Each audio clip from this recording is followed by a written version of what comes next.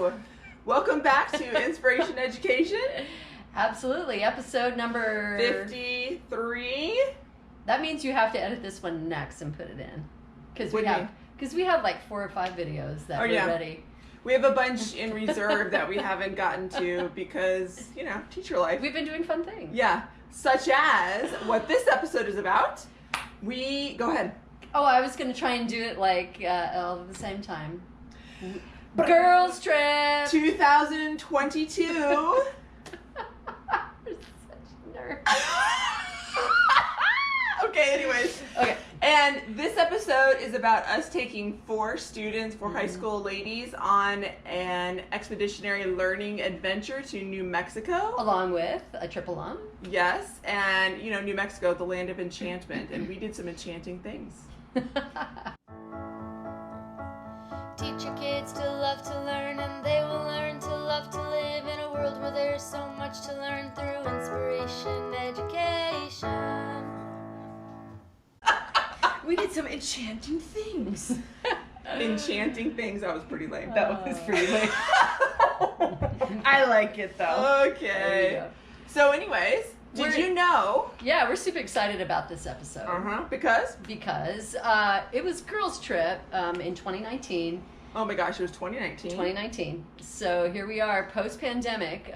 But it was Girls Trip 2019 where we came up with the idea of Inspiration Education and to have a YouTube channel. Yep. And to just talk to people about teachers about lifelong learning and how to, and how to interact and mentor and build great relationships with our students. Weird things happen when you're on a bus with people for 2 weeks, such as developing a YouTube channel. So we always feel like with Girls Trip that it's really important if you can, because we don't consider ourselves to be old, but we're certainly, you know, there's a generation gap between ourselves and our high school ladies, our high school young ladies. And so we always feel like if a Trip alum can come along and sort of be like that intermediary, sometimes you need that between us and them. It's really helpful. So along comes you. Why don't you introduce yourself? So my name is Taylor, and I went on Girls Trip in 2017, and I'm a class of 2019 alum. And the girls on this trip absolutely adored her. She was kind of like, wait, what did the one student call you? It was like Big sister. We had one student who self-proclaimed said that she could sometimes have a tendency to be lazy, and she was thankful for you because you were like, come on, we gotta get up, we gotta go. And then that same student said she wants to be the next Taylor. That's exactly right. Yeah. This idea of mentorship goes all the way back since the inception of Girls Trip. We started Girls Trip in 2005, and we've always had an alum from our school come along and be alongside these girls. Yeah, being in the middle, kind of caught in the middle between the students and the adults in this trip, where I'm kind of like... You feel like you were caught? In between, a little bit, yeah.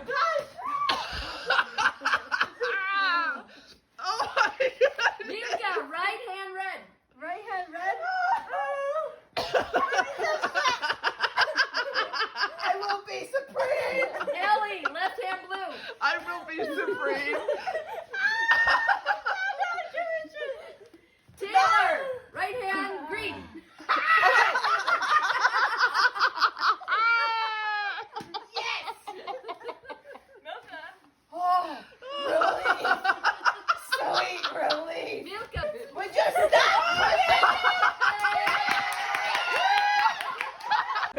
Like becoming the adult on the trip and becoming like the supervising adult on the trip, where it was interesting that I was still getting mentored by both of you on the entire trip, but I was also being able to mentor the girls and watching them go through exactly what I went through on the trip and being able to still learn from them. Exactly. Yeah, and that's actually, we want to bring up 4 points in this episode about really what we want to drive home in this episode. Girls Trip is actually its own playlist on our channel, so you can feel free to thumb through as you want. But for this particular episode, the first one we want to talk about is mentoring young ladies and how to ask questions and building healthy relationships. So what was it like for you to mentor these girls in how to ask good questions? It's like wrangling cats at first. At first, yeah, it is. Yeah. Because they sit there and they're like, they don't know how to do it. Yeah, they don't know how to do it. Mm-hmm. And after, like, you have to show them what to do and explain to them what to do, and then they start asking questions, and then you can kind of tweak it and, okay, make sure you're asking why, or then they come up with follow-up questions, and you have to kind of handhold and then let go and let them do, and then finally by the end of the trip they're like, aha, I got it. Right, because one of the key things that we like to do on Girls Trip is we like to ask, we spend a solid 45 minutes per young lady on this trip, to include ourselves, where we are sitting and each person on the trip is asking us questions for 45 minutes. Even something like, what's your favorite color and why, right? For the purpose of us all getting to know each other well. Asking meaningful questions is a lifelong skill that you can take with you after Girls Trip. And emphasizing the importance of story. Each one of us have a very unique and important story, and that story is profitable for each person in the group, right? So acknowledging the importance of our story, but the giving of that story to other people. But it's hard to know that story unless you ask good questions. Yep. Right? And exactly. so, yeah, we model that for them and then invite them into that dialogue. Right. So that, that's important and healthy way of just living life with any relationships that you have in your future. Yeah. The other thing that we hope to impart on them is building healthy relationships. So not just asking questions of yourself and of other people, but also building healthy relationships, because anytime that you're with a group of people outside of your own family for any length of time, especially as women, we kind of go through an emotional up and down sometimes, right? And so we attempt to model what that's like and how to come through it in an appropriate way. It's good for them to be able to experience that now. Yeah. And like to prepare for later in life as well. Post high school, there's a lot of stuff that happens, and it's good for them for lifelong. Well, let's even take something like the cultural differences that we had on this trip, right? We had one gal whose family is from Mexico. We had one gal whose family is from Afghanistan, and then she's a refugee, and she lived the majority of her life in India, and she just recently moved to the States. And so, bringing in the cultural differences into this trip was a really important. It was incredibly important to be able to understand cultural differences and traditions that families have, and to open your horizons to those sorts of things. And it's about learning how to trust other people. When, maybe you've had past experiences in your life.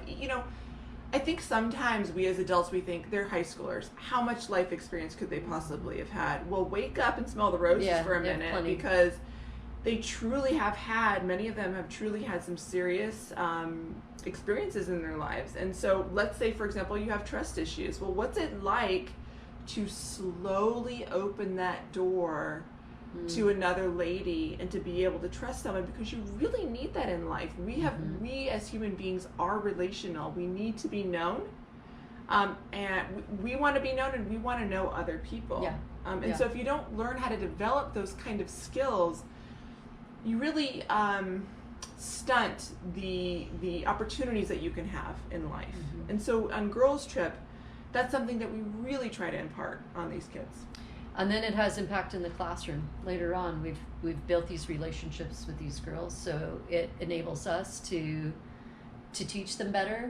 But our hope is that it has ripple effects in the student body, that they've learned to how to have healthy relationships, and then they're not satisfied with the status quo of drama or whatever that could be. Exactly. And I would say that the Girls Trip and similar experiences that we do, where you have outside of the classroom experiences with kiddos, helps to perpetuate more healthy living in relationships in the school culture. So I'm going to show you a couple of quick clips. We had a particular student who doesn't know how to swim, and she allowed herself to trust you and I, for example, but also the peers that were on the trip in multiple situations in water. And so watch a couple of these clips and watch her develop this love of water and overcome her fear of not being able to swim. And she told us she's ready to start learning how to swim after this trip.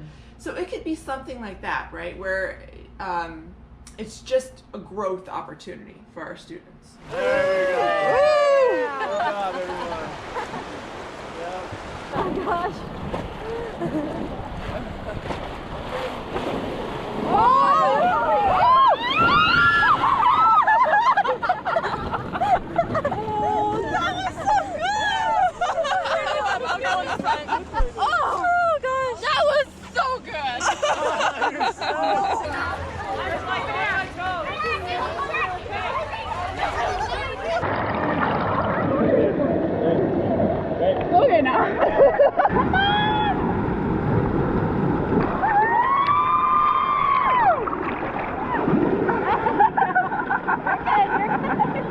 So the second thing that we want to bring up is that on Girls Trip, we really love to develop in our students a love of lifelong learning. So I'll just refer back again to the inception of Girls Trip, was this idea that we wanted to take people to primary sources, but using that as a framework to get us outside of four walls and getting us to places in time where you can live and breathe and actually engage what you're learning. And not be reading from a textbook. Yeah, so this idea that things are best learned from well, not necessarily just the idea of primary source, but where it is literally engaged. So yes. Best way to learn about, let's say the best way to learn about the development of nuclear weapons and so on, is to actually go to New Mexico and go to White Sands and go to Los Alamos and all those places where those events and science actually happened, and to engage people who lived there at that time and to see the actual objects and all these things. That's where that becomes meaningful. And so we have found that by doing so and allowing kids to be self-directed in learning about that instead of teachers all the time, that kids love it, know it, remember it. It's vicarious, it's natural, it's not forced or contrived. So creating lifelong learning that is actually deep and meaningful and not impeded by testing and so on. That's been kind of the hallmark of... Impeded by testing. I love that. Well, impeded by testing and memorization and all of that, things that actually diminish learning. So how about instead of testing, something that we use for formative learning on this trip is we just have the students journal. And in fact, I'll show you a couple of pictures here. We have one particular student that went on our trip who was incredibly gifted artistically, and her version of journaling was to create these like mini pictures of the different places that she went. But we have students who watercolored. We had students who just journaled. I myself journaled to reflect on what I wrote. yeah. So how about that kind of learning? Another thing that we do for formative learning on this trip is we sit down at the end of the day and we talk about... Debrief it, we talk about it. Yeah. So, as you guys know, creating a love of lifelong learning is one of the hallmarks of inspiration education. Yet, how cool is that when you look at lifelong learning from a perspective of interdisciplinary learning? So I already gave hints to that, where we one of the things that we examined while on trip is the development of nuclear warfare and energy and so on. And we went to all the places that had a role in that. So there's your science, but then it's history. There's also so much history there. And this one right here made fun of me. First, I found her in the corner of the museum staring at a plaque For forever. But again, we also add other interdisciplinary components. Like there is poetry and other literature based on all of this. We discovered fiction and nonfiction books that are written about this time regarding development of nuclear energy and around World War II and so on. And then the science of course is on the nuclear level or the ecological level. And you already talked about the one student who took everything she learned and she distilled it into art. We bring photography and watercoloring. So we did that too. They learned photography on the trip. Yeah, and we on previous trips we've written songs. I mean, so there's we try and wrap it up through all the different disciplines.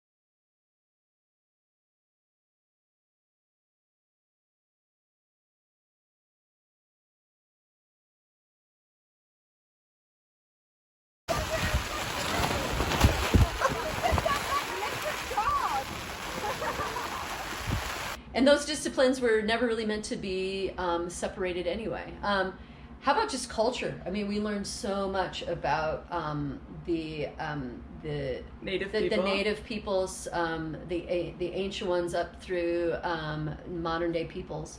And this is where part of the literature came in. You want to talk about some of the things we did? We were at a museum. I think that we were at the Petroglyph National Parks. And I found this book in the gift shop, and it looked really, really cute. It's called Zuni Coyote Tales. So it's basically like our Grimm's fairy tales or something like that. It's just a collection of short tales that you would tell your children or something as a bedtime story. And I thought, well, how fun. I'll buy it. I'll read it to the girls at night. Later, I could read it to my grandkids or something. Well, and we got a story for you. Well, it's different. It's someone else's culture and how they use their origin story as part of it. And morality tales aren't always clean and neat. I mean, you could go to a number of fairy tales where you're like, wait, they just ate their grandmother? You know what I mean? And in this case, you know, it has a similar feel to it. Yeah, I mean, we only got through one story because, I mean, like we were talking about earlier, we did lots of debriefs and sharing of our stories and things like that. But I mean, there's like 10 in here, and the first one is about a coyote who kills his grandmother and breaks his leg. And the moral of the story, you know, talks about innate natures of coyotes, whether you agree or disagree with that. But anyway, so culturally, that's a great way to do it.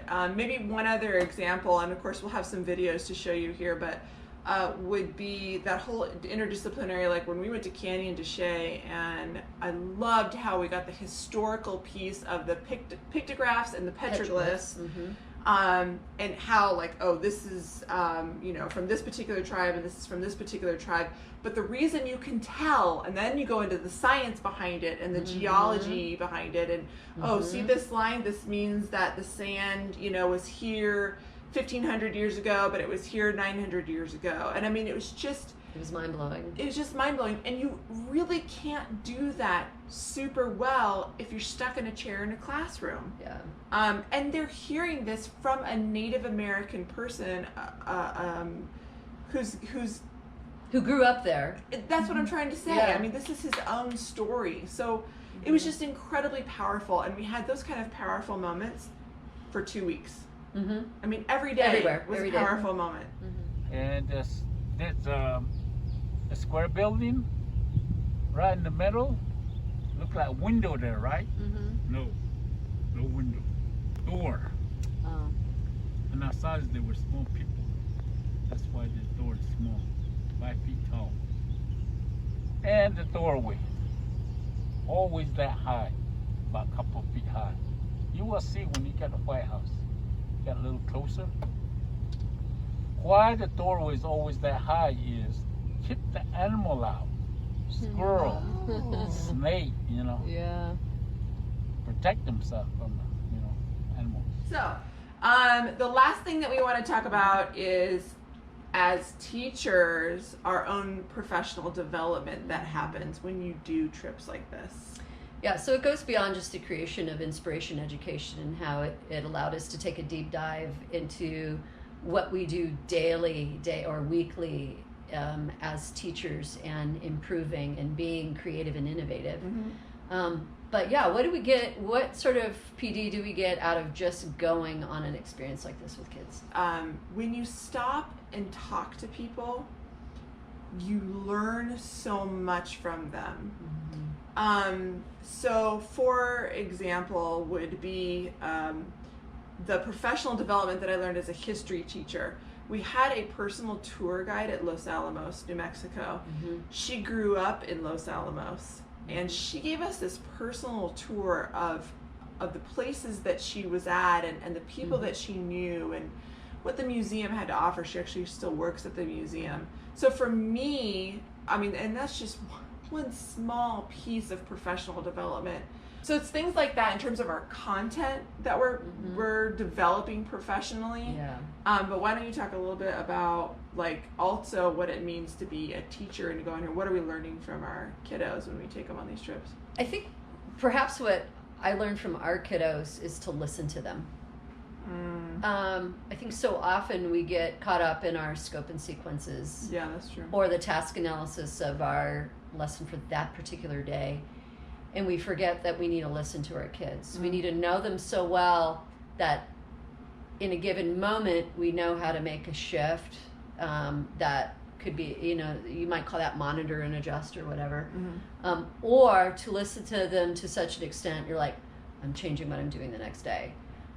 What would it look like for our kids to actually be excited to come in our classrooms because we listen to them and we know them well enough that we can discern that, as opposed to them being like, oh, I have to go to that class. Like, for example, one day we had scheduled, we were going to go to Chaco, which is this huge Native American it's ruin. really cool if you ever get to go. It's a whole day's adventure. But we had sort of poked around with ruins and that kind of thing, and you could just tell that the kiddos were not ready for that kind of an experience. And we wind up doing that in the classroom, right, where we shove content down their throats, and you can just see it is going in one ear and glazed over, right out the other, right? And we just knew that's what was going to happen.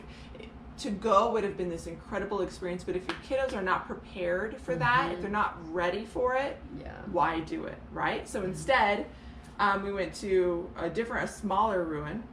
And it was just a fantastic opportunity for them to learn, but in a much quicker pace that was like right on par for where they were at that moment. That's exactly what I would say is, like, being in high school and now in college and stuff is a lot of teachers and professors, they have their plan and they shove it down your throat and stuff.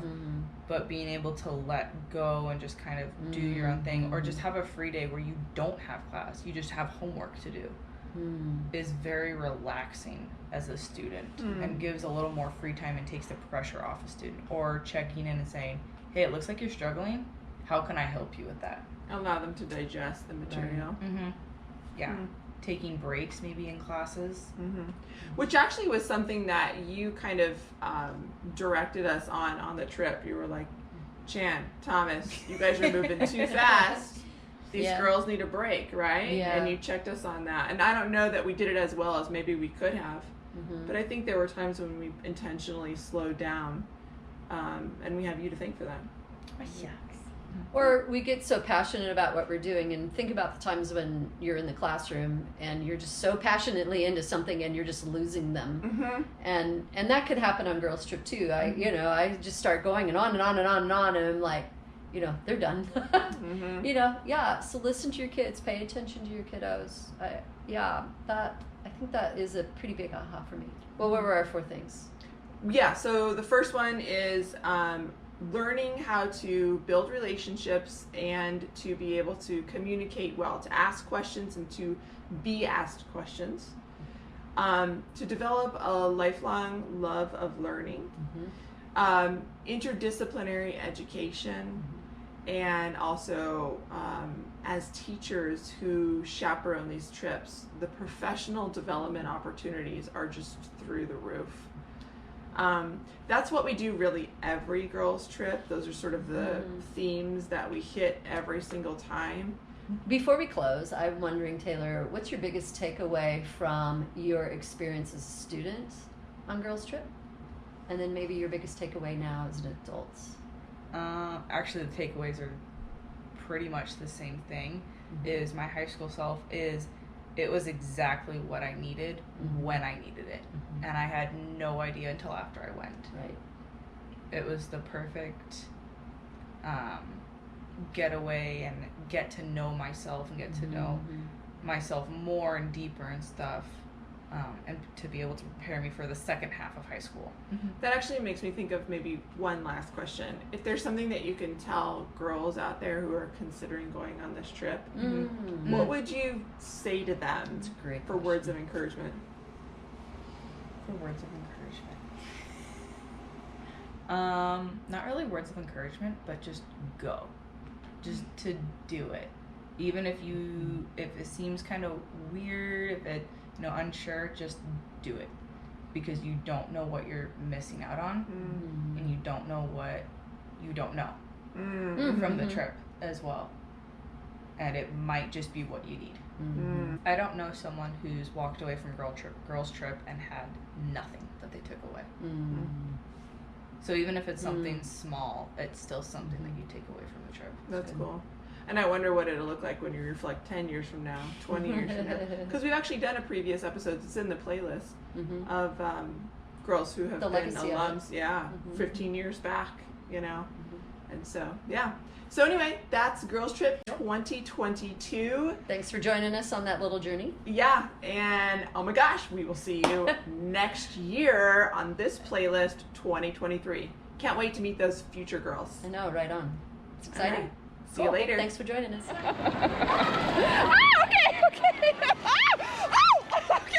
May as well get in now. Okay. Yeah. Oh boy, oh boy, oh boy, oh boy, oh boy. 3, 2, 1, go. GoPro.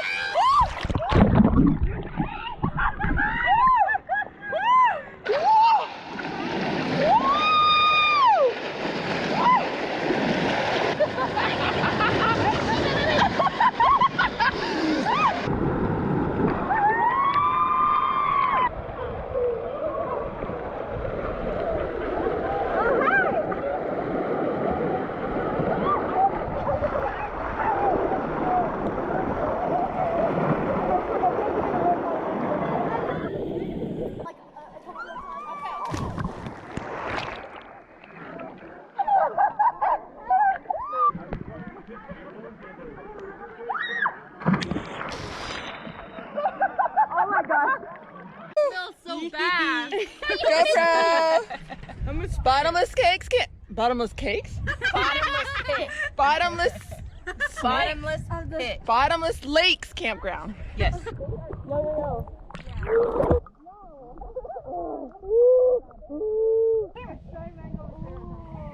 It's a wild. I want to stand still. I can't stand still in water. 2.5. There's just something over there. 2 3/4. You really gonna do it? 2.9. Oh, not yet. And 3. Oh my gosh. Come on, chicken liver.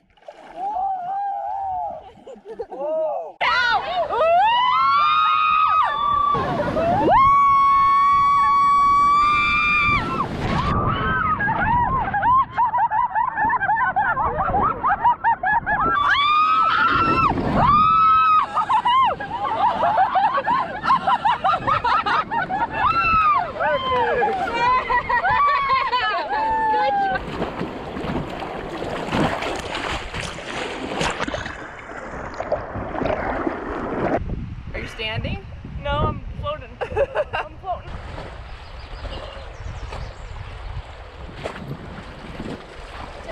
Look, Jack, I'm flying.